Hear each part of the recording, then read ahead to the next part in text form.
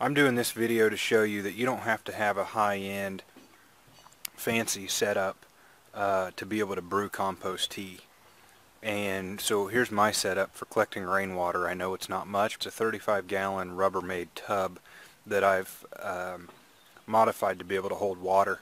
And then what I do is I take 5-gallon buckets and I dip my 5-gallon bucket in the tub, and then I carry it to the back where I'm brewing my compost tea, and I'll show you that in a minute. But this is just a real quick way that I modified the drum to be able to hold the water. I put this twine in here, and I actually just drilled holes in the side, and then I knotted a nut on the outside of that, so if I wanted to, that's pretty much all hidden, and it looks nice. I mean, you don't see it other than just the string there, and that keeps it from blowing apart, and it's a heck of a lot cheaper than 55-gallon drum. Frankly, I can't even find any around here right now, so and it's definitely cheaper than going to Lowe's and buying one.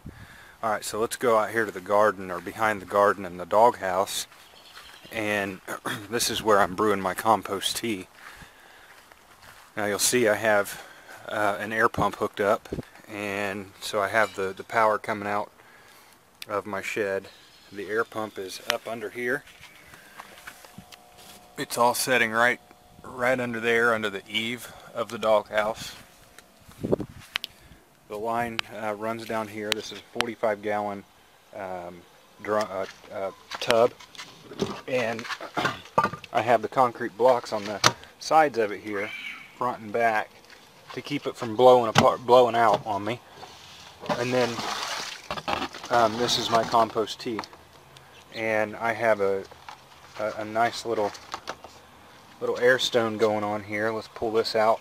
This is a coffee bag, and I'm putting a random selection of compost in here. You can see how good that tea looks.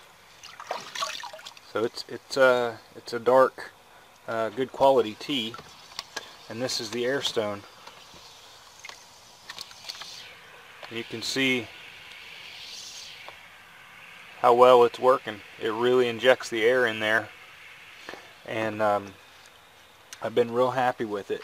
And when I put this compost tea on the garden last, gosh, what was it, Friday evening before it rained, I put some of this compost tea on there, and some of the plants almost doubled in size after I put this compost tea in there. Now I also, I've been feeding it with K-Row. I don't have molasses, so I've been feeding it with K-Row, and I've been real impressed with the performance of it so far.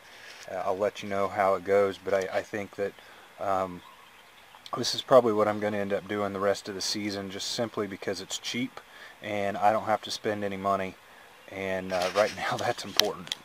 So more coming to you next time. If you found this video to be helpful, informative, or otherwise entertaining, don't forget to subscribe. And remember to smile for a stranger today. You'll both be glad you did.